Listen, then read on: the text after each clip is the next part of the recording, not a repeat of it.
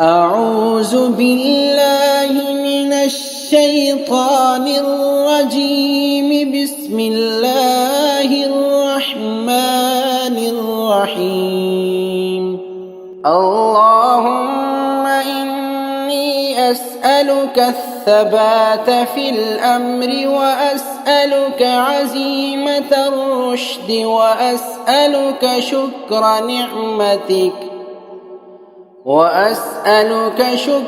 نعمتك وحسن عبادتك، وأسألك لسانا صادقا وقلبا سليما، وأعوذ بك من شر ما تعلم، وأسألك من خير ما تعلم، وأستغفرك مما تعلم، إنك أنت علام الغيوب.